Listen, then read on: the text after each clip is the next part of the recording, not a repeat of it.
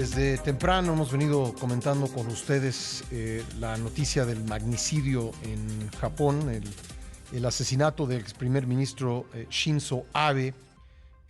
Pues es el hombre que tuvo la más larga duración como primer ministro en Japón en la época de la posguerra. Lo fue entre 2006 y 2007 y posteriormente entre 2012 y 2020. Se dice que era en este momento el político más influyente en Japón, todavía activo, a pesar de que pues desde hace un par de años no es primer ministro. Pues estaba participando en política, tan es así que pues lo balean en un mitin y muere 5 horas después. Y pues realmente el mundo está estremecido por esta noticia que vamos a comentar con Miguel Ruiz Cabañas, ex embajador de México en Japón y catedrático del TEC de Monterrey. Miguel, te agradezco que nuevamente estés con nosotros en el programa. Muy buen día. Muy buenos días, Pascal. Gracias por la invitación. Bueno, te tocó a ti, tú eras embajador de México cuando él fue primer ministro en la primera vez, ¿verdad?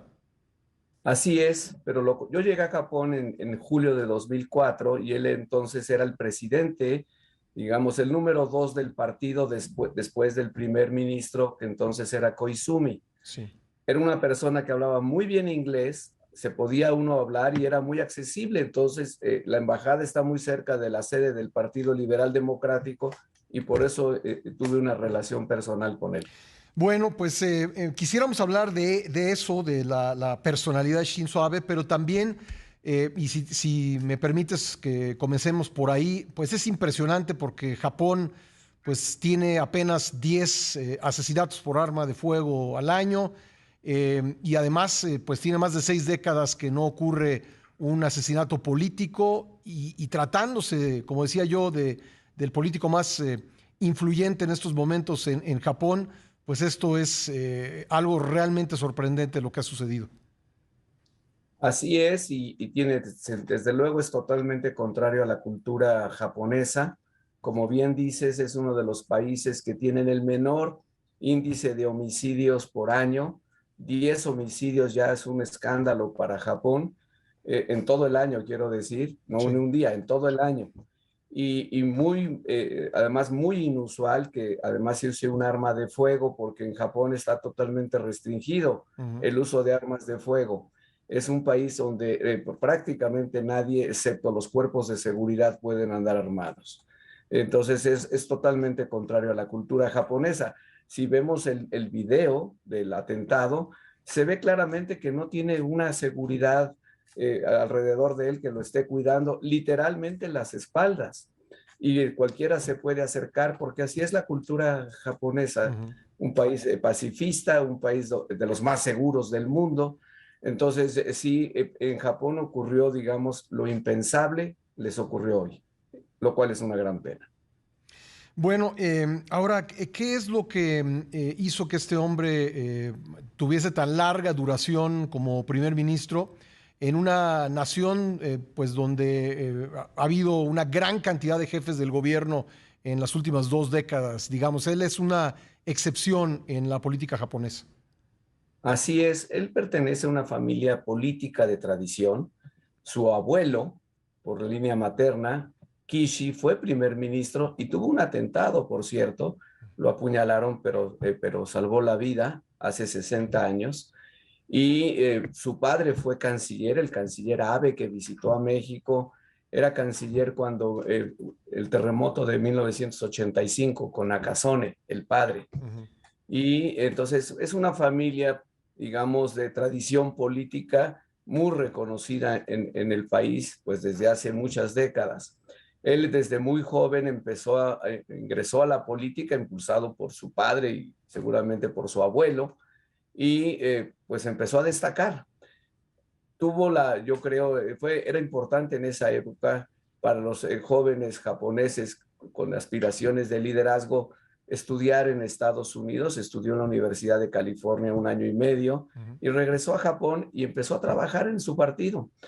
Creo que representaba mucho lo que es la élite política japonesa, sin duda, pero con ánimo de renovación.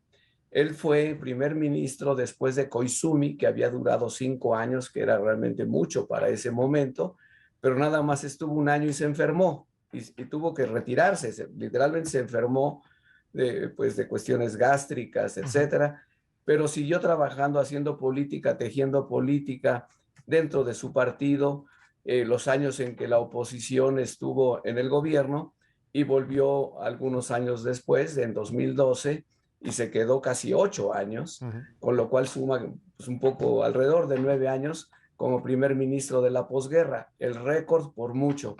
Creo que lo que lo explica son dos cosas. Los japoneses se cansaron de la inestabilidad que empezó cuando él fue primer ministro del año 2005-2006.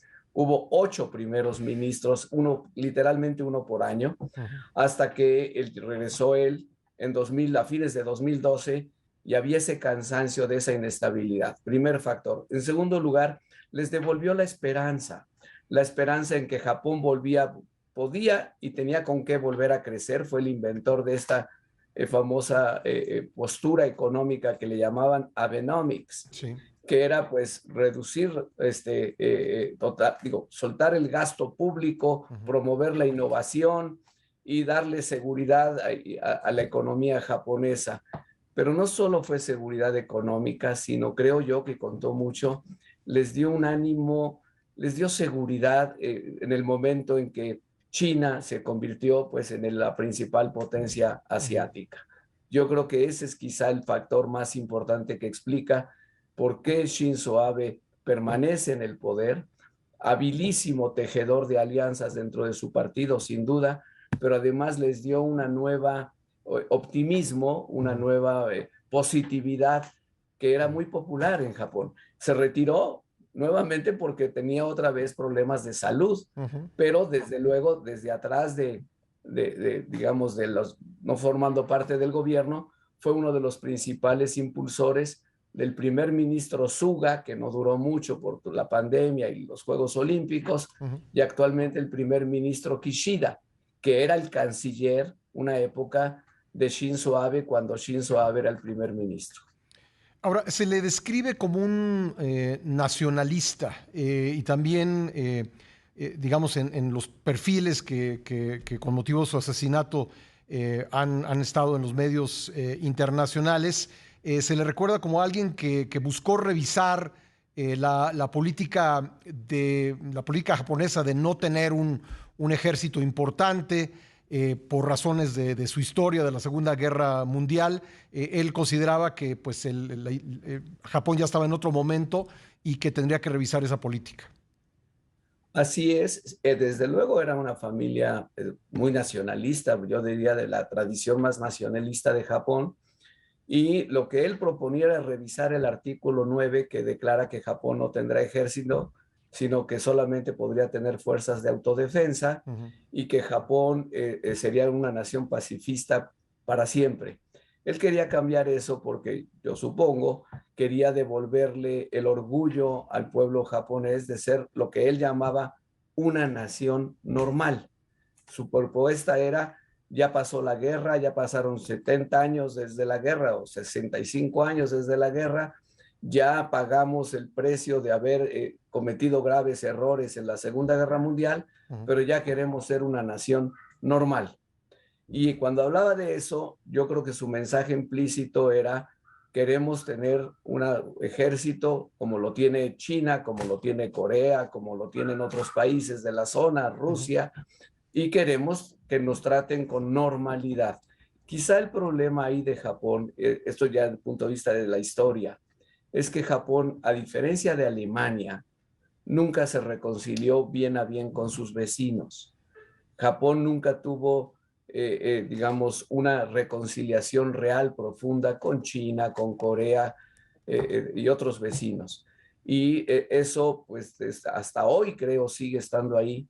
Y el nacionalismo japonés, cada vez que surge, se ve con enorme desconfianza por parte de esos vecinos. Ese es quizá el tema de fondo. Él decía: no, yo simplemente quiero que Japón sea un país normal, que tenga los mismos derechos y aspiraciones de los pueblos, le decía, o los estados normales, y estaba pensando obviamente en sus vecinos. Pues se fue y en las peores circunstancias. Shinzo Abe, un político que dejó una gran huella en su país y también a nivel internacional. Miguel, te agradezco mucho todo este contexto que nos ayuda a entender, pues quizá no, desde luego que no todavía las motivaciones del magnicida, pero sí el papel que jugó Shinzo Abe en la política. Muchísimas gracias. Gracias a ti, Pascal. Buenos Gracias. días. Gracias, Miguel Ruiz Cabañas, quien fue embajador de México en Japón entre 2004 y 2011.